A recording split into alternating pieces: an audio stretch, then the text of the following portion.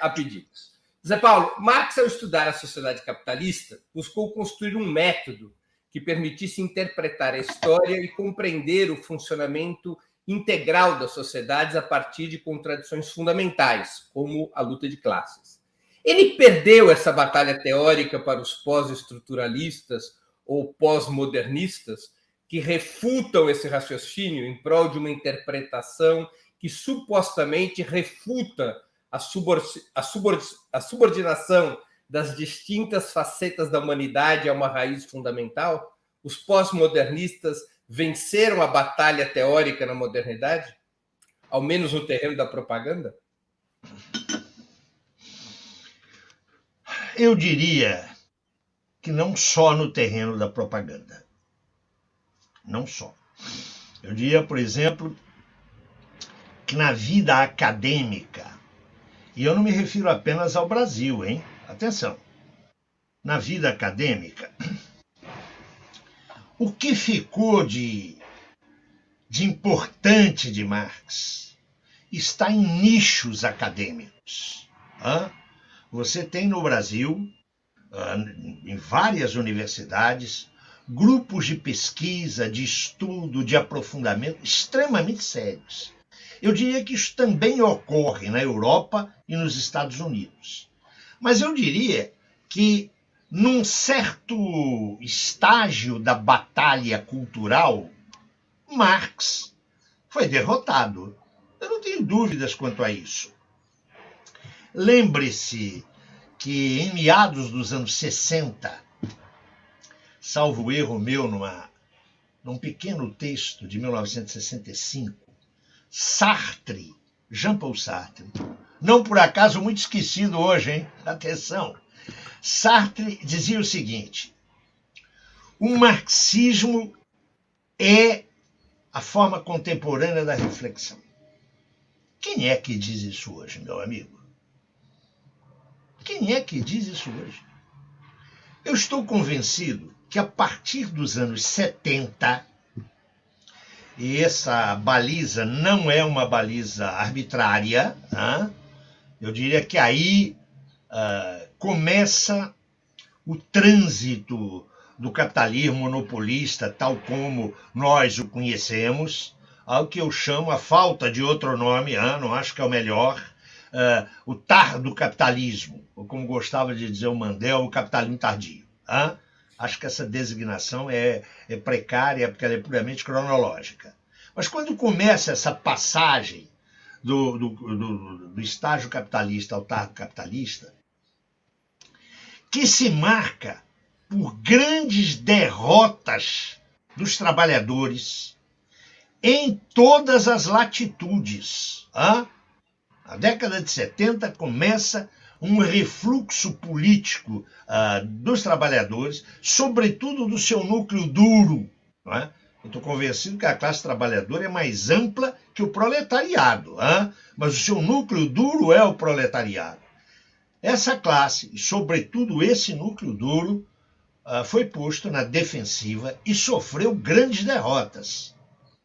Você pode coçar aí a sua careca e me lembrar que há uma exceção quanto a isso. Não é? Eu admito essa exceção. Eu diria que no único lugar do mundo, o único lugar significativo, não é? Não estou pensando em repúblicas bananeiras, com todo o respeito que eu tenho por elas, mas o único lugar onde você teve não uma derrota política da classe operária foi o Brasil, não é?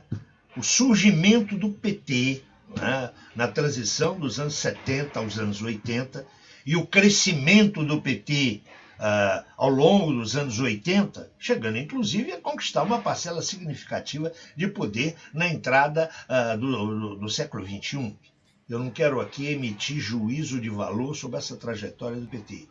As minhas opiniões críticas são bastante conhecidas. Mas o que eu quero dizer é que no Brasil, eu diria, essa observação geral que fiz das derrotas da classe operária não vale para os anos 80 e 90. Não é? E acho que o PT teve inúmeros méritos nesse sentido. Mas eu dizia, a partir daí, nós passamos a viver, e eu ouso dizer isso, a fase mais contra-revolucionária da história moderna.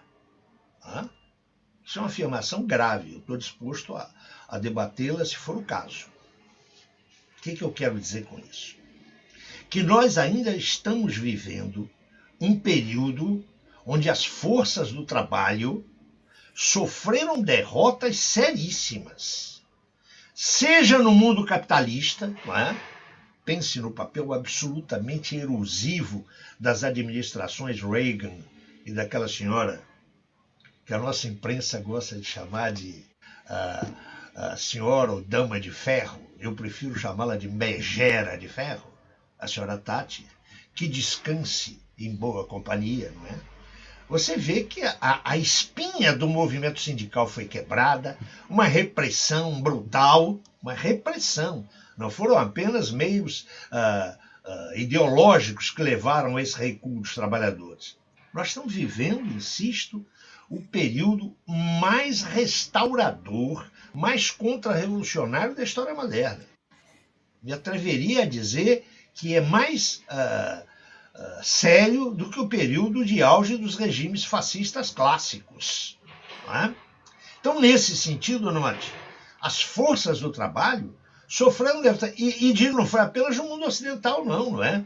O fracasso das experiências de transição socialista na Europa Central, na Europa Oriental, abalaram o movimento operário. Fechar os olhos a essas derrotas me parece que é um equívoco. Então, o processo de reconstrução da luta socialista, que ainda está, insisto, nos seus primeiros passos, nos seus primórdios, esse processo não vai ser um processo curto nem simples. Entretanto, eu, que sou mais velho, né? Sou muito otimista. E sou muito otimista não apenas, note, não apenas pelo potencial cognitivo e crítico da obra de Marx e dos marxistas que o sucederam, em maior ou menor escala. Mas eu sou, sobretudo, muito confiante nisso, porque o tardo capitalismo, que agora na pandemia desvestiu as suas vestes, não é?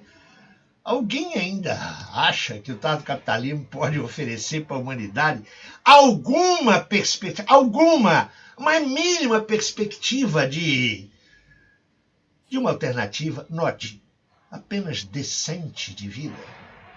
Então é a realidade. Olha, em algum lugar, lá em 1843, Marx escreveu o seguinte: não basta que o pensamento tenda para a realidade. Isso é textual, viu? É preciso que a realidade tenda ao pensamento. Meu amigo, nos últimos 20 anos, a realidade está tendendo tanto ao pensamento. Eu chamo a tua atenção por uma coisa, Breno. Eu creio que passou batido por muitos bons leitores de Marx e da bibliografia marxista. Saiu aqui no Brasil em 2013 um belíssimo livro sobre a vida, muito centrado na vida privada, de Marx e da sua companheira, Jenny, com o título de Amor e Capital, um livro da Mary Gabriel, uma inglesa. Esse livro está editado aí, acho que é um livro muito bom que as pessoas deviam ler, porque é um livro muito bem escrito, está bem traduzido e se lê quase como se fosse um romance. Não espere a análise teórica desse livro, atenção. Nesse nível o livro é fraquíssimo. Mas o livro é muito legal do ponto de vista da vida pessoal do Marx. Ela narra como é que ela chegou ao Marx. Ela que não é marxista, hein? Atenção.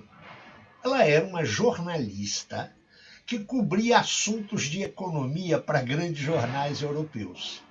Veio a crise de 2008. E ela, note, 2008. E ela aí começou a ouvir falar demais em Marx. Dizendo, eu tenho que estudar esse cara. Estudou, se apaixonou e escreveu um belo livro. Note, ela não chegou a Marx pelos caminhos que provavelmente você chegou, certamente pelos caminhos pelos quais eu cheguei. Ela chegou a Marx porque ela estava tendo que cobrir a crise de 2008. Chegou a Marx, naturalmente, eu acabei de dizer que ela não é marxista, mas escreveu um livro de uma simpatia, o termo exato é esse, sabe? Uma simpatia por Marx, por sua luta. Na verdade, qual é a pessoa honesta que lê Marx e não se apaixona por ele, ainda que discorde de suas ideias? Mas é que a figura é apaixonante na entrada do século XXI.